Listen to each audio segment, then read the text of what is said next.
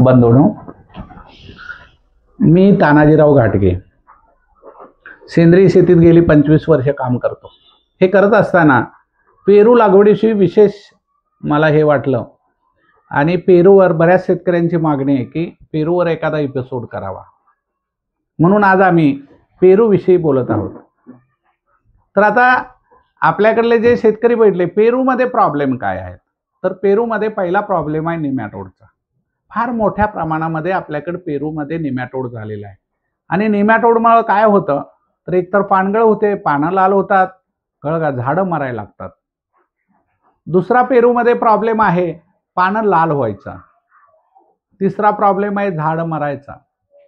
चौथा प्रॉब्लेम आहे की फळ वरतीच घट्ट राहतात, म्हणजे फळ तयार होतात आणि लहान लहान फळ तशीच घट्ट होऊन राहतात, ते परत वाढतच नाही आहेत। हा एक प्रॉब्लेम आहे। आणखीन एक प्रॉब्लेम आहे पेरूमध्ये, पेरू तुम्ही तयार झाला की साल एका बाजूला आणि बी एका बाजूला, म्हणजे आतनं पोकळ राहतं आणि त्यामुळे वजन कमी येतं आणि ह्या सगळ्याचा परिणाम तुमच्या उत्पादनावर होतो। तर आता मी जे सांगणार आहे त्या पद्धतीमध्ये तुम्ही जर एचटेक बायो ऑर्गॅनिक फार्मिंग आमचं जे पद्धत आहे ऑर्गॅनिक फार्मिंगची, त्या पद्धतीनं जर तुम्ही केला तर मला वाटतं खर्च तुमचा फार कमी होईल।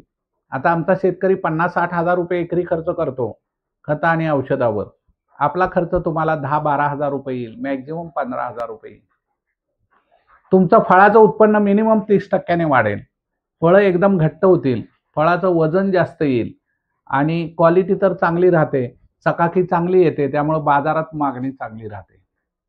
आता पेरूला काय करायचं आपण, तर पेरूला काय करायचं, पेरूला दर 15 दिवसांनी बायरिच बॅरल 200 लिटर तयार करायचं, त्यामध्ये 1 लिटर अल्ट्रासी टाकून खालून सोडायचं।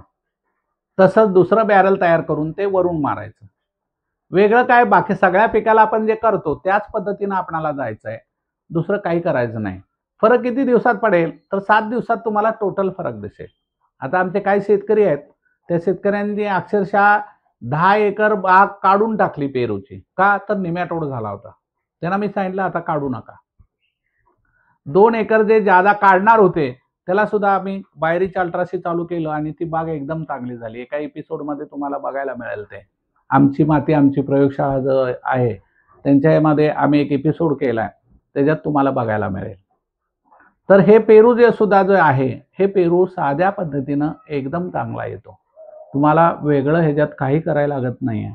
लक्षात आलं का, बायरिच अल्ट्रासी चालू ठेवायचं, यानं जमीन चांगली होईल, यानं वाळवी जाईल, हुमणी जाईल, मुंगी जाईल, मावा, तुडतुडे, माई, थ्री, पांढरी माशी, लाल कोळी, मिलीबग, निमॅटोड ह्यानंच जाईल। 72 तासात तुमच्या अंगठ्याजवळचं बोट खाली जाईल एवढं रान भुसभुशीत होईल। लक्षाला, महिनाभरात हातभर रान भुसभुशीत होतो, त्यामुळे निचरा चांगला होतो। निचरा चांगला झाला की जमीन मुळं चांगली राहतात आणि मुळं चांगली राहिली की वरचं झाड चांगलं राहतं।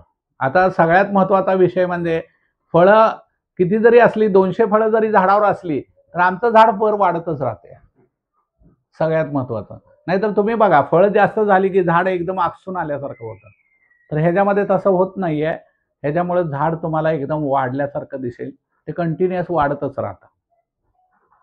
तर माझं मत आहे, ज्यांना ज्यांना प्रॉब्लेम आहे पेरूमध्ये, हा की जे त्यांच्याकडे समजा निमॅटोड आहे, त्यांची पानगळ व्हायला लागली आहे, पानं लाल व्हायला लागले, झाड मरायला लागले, त्यांनी एकदम ह्या साध्या पद्धतीचा उपयोग करावा।